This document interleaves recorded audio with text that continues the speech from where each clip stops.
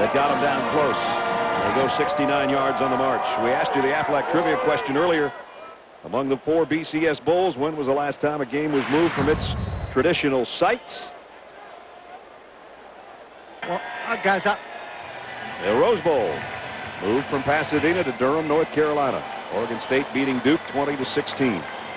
So in our season-long trivia contest, we have a champion for 2005/2006. It is Bob Greasy. Thank you very much. The youngster from Purdue. Thank you very much. Out of Evansville, Indiana. Thank you very much. I owe it to all my... Congratulations, partner. you owe it to all your years of watching football. Yeah. So we each have a championship in trivia over the last 3 years. That's the way it should be. Thomas Brown is about 8 yards deep. He won't bring it out. Georgia will be 80 yards away with 5:37 to work. And while we look ahead and think to halftime, we go to John Saunders. John.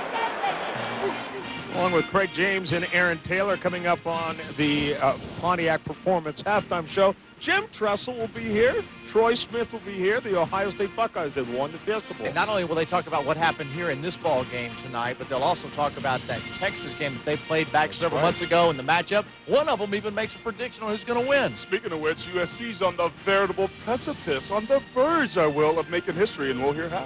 All right, we'll talk about that and more coming up at halftime. Brad, back to you. I don't know about Aaron with that precipice thing, but here it's 1st and 10 Dogs from the 20. Shockley, plenty of time. Down the middle, he's got his man. It's Leonard Pope out to the 32. And they'll move the chains. Georgia trailing 31-14, but they've got 5.5 minutes to work. Hey, I'm very impressed with West Virginia, the Mountaineers, but one of the things that it's a small thing, but you look at a drive chart and you see that Georgia offensively is starting at their 20 or worse. Right. Every drive is started at the 20, and one of them started at the 10-yard line. That speaks volumes about West Virginia.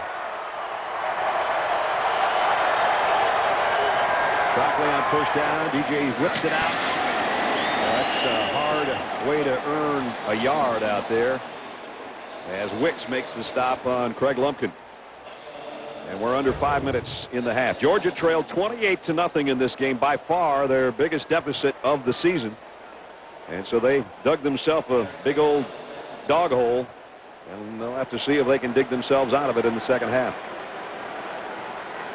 Still got time on this drive to try to get something. They would love to get a field goal at least. DJ's only missed one pass since going 0 for 4 to start. 2nd down and 9. On the ground, Lumpkin bounces it outside, and the pursuit catches up with him. Looked like he'd get a little bit bigger gainer, but Mike Norello, boy, he's a football player. He makes another tackle, a senior out of Powell, Ohio, 6'1", 200-pounder. And as we mentioned, he's a combination player. Their bandit player, if you will. Part safety, part linebacker. He had 4 forced fumbles coming in to the ball game. He had one already in the ball game. That leads the conference and is right up there in the nation in forced fumbles. Big 3rd down for Georgia. 3rd down along 4. Shockley might be a quarterback draw. DJ trying to spin his way free. Does twice and 3 times, but he's a yard short. And now, I don't know what Mark Richt might be thinking. It's 4th down, and it is all of a yard, I think.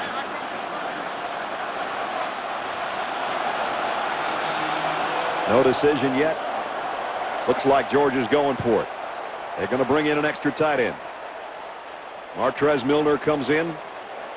DJ Shockley looks to the sideline to get the call. And again, Mark Richt's the guy that's calling the shots. I think when you play a bowl game, the end of the year, I think you do things a little differently than if you were in a conference game during the season. Sutherland's the fullback, Lumpkin the tail. It's Lumpkin behind Sutherland, and he's got the 1st down. So the 4th and 1 pays off. Lumpkin bounces it outside for almost 3, and Georgia keeps their march alive as we're under 3 minutes in the half. You have to have a feel for your team and your offense. And like I said, sometimes you take chances at the end of the season when the game doesn't mean anything in the standings. You're not playing for a national championship. Might as well have some fun and open it up a little bit. There you go. Now the yardage is starting to even off a little bit. Shockley, play action on first down, pumps, wants to go deep. He's got a man out there. It's McClendon, and he overshot him by a yard or two. The coverage was Anthony Mims. NFL playoffs will kick off with a wild card Saturday coming up on ABC. First, Washington battles Tampa Bay. And in primetime, Jacksonville heads north. They'll take on Tom Brady and the Patriots. The coverage of our doubleheader starts Saturday at 3 Eastern, noon Pacific, right here on ABC Sports, home of Super Bowl 40. With Bob Greasy and Lynn Swan, our ABC crew, Brad Nessler with you at the 72nd Nokia Sugar Bowl with 2:32 remaining in the first half. Georgia trying to battle its way back into the ball game. Still have 2 timeouts left. Second down and 10. They trail by 17. Shockley, play action. DJ has time. Going deep down the sidelines. Got a man open. And Massaquoi couldn't locate it. Mims again came over to cover, but momentarily there was nobody over on that sideline. That was worth taking a shot down the field, but I think if he would have thrown it more to the inside where Massaquoi could have had a chance at it, the defensive man would have been there, and there would have been a fight just to get the football. Take a look. This is one-on-one, but you want to throw it inbounds. Give your guy a shot to go up and fight for the ball. At worst, it'll be an incompletion. Depending on this play, still might be 2-down territory again here with 2:20 remaining in the half. 3rd and 10. And now Georgia's going to take a timeout. University of Georgia. So the Dogs are down to 1 timeout. And DJ Shockley will go over and talk with head coach Mark Richt. Reminder to tune in to the Rose Bowl game on Wednesday night. You can find out the Pontiac game-changing performance of the year. You can vote right now at ESPN.com. Search Pontiac. Winning school will receive a $100,000 contribution toward their general scholarship fund from Pontiac. DJ Shockley. Oh, this guy. I thought about wearing that same thing tonight.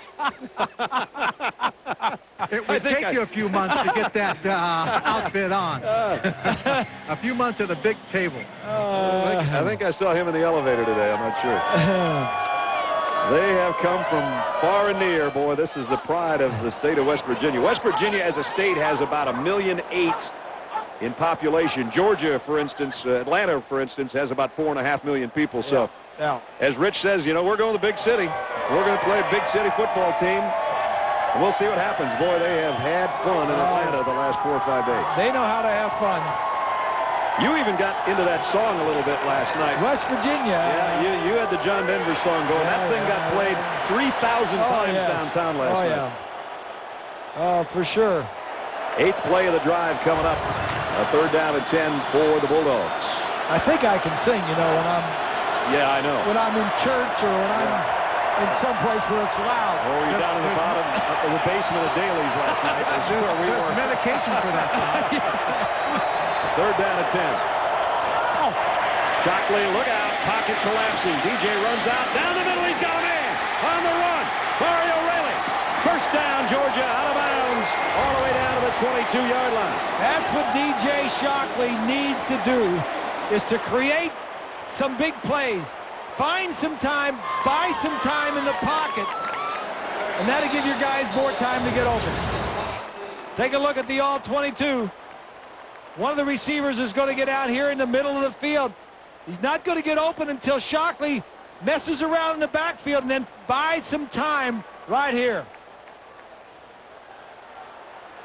Nice throw back across his body. Went airborne to do it, and Rayleigh took it all the way to the 23. Georgia with a first down, plenty of time remaining. Second play run in West Virginia territory, and it's Shockley. DJ's inside the 10. It's 1st and goal, Bulldogs. And that's the other thing that he can do. Now you're seeing the full impact of DJ Shockley. Let's use all of his talents. That's very similar to the offense that West Virginia's been running. It's a tough offense to stop. You fake it to the back, and the quarterback is a runner. Most quarterbacks aren't runners. These two are. 1st and goal for Georgia at the 8-yard line. Brown is a tailback. They fake it to him. Shockley wants to throw. Plenty of time, and now running out of it. Got a man open. It's Pope. Down to the 4-yard line, a pickup of 4. Yeah, he needed to give Pope a better throw, and then he could have gotten into the end zone because he didn't have 4 to go, and he could have gotten there. But Shockley was moving around, running around. He's probably tired, and he gave him a low throw. Georgia should be tired offensively. As Bob said, all their drives are 80 yards and 90 yards. They're trying to go the distance again here before halftime. And we've got 1:10 on the clock running. 2 tight ends set, 2nd and goal. Georgia at the Mountaineer 4. And we've got single coverage out here. Shockley to the end zone. Touchdown, Leonard Pope.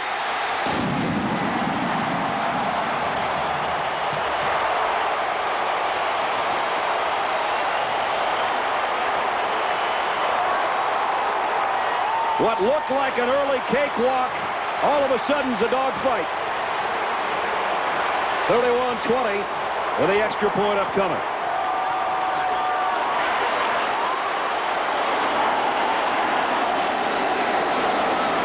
Brandon Coutu for the point after. It's up and good. Still 58 seconds left in the half. 31-21. There's Pope lined up over here on the right side. He just going to release and go into the end zone. It's a little play action fake. The all SEC tight end. That's too easy there. They didn't even threaten him. Nobody covered him. Nobody, like they forgot about. Georgia's touchdown drives 80, 90, and then 80 with this capper with Pope wide open. And thank you, DJ Shockley, for about 4 or 5 of those plays that kept that drive alive. Did he ever? Did it with his legs, did it with his scrambling ability, and then finally did it with his right arm. 31-21.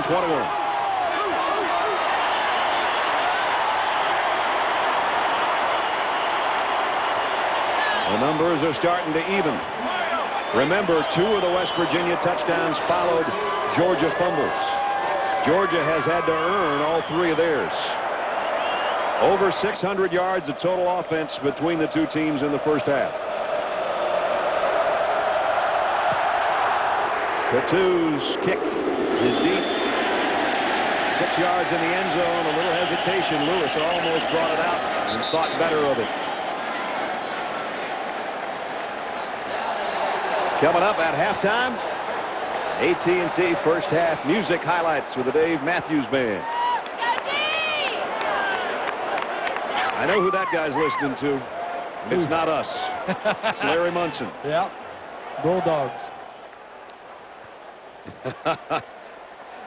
I don't know. That might be music on the iPod. I'm not sure. So now the Mountaineers at their own 20. And they are out of timeouts, remember. And let's see how conservatively they play this, or if they do play it conservatively. There's been nothing conservative about them so far tonight. They're in the gun. Yeah, I don't think they've got any conservative bones in their body with this offense.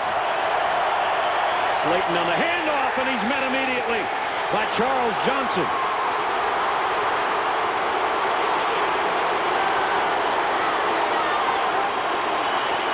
The clock will continue to move. Georgia can only stop it one more time. If they get another stop, they might take a timeout. Unblocked. You got to block those guys in the red shirts. You got to get one of those 2 hurt. You can't lose one of those 2 freshmen. Under 30 seconds. And now the officials stop play.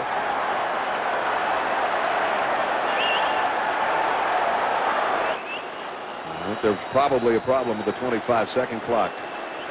I think this West Virginia offense is just so tickled to be on a field that's not wet and frozen and snowing.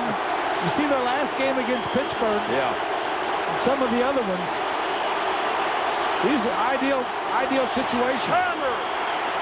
Set the game clock to 42 seconds. 42 seconds. They want the game clock reset at. And that brings a big cheer from the Georgia faithful.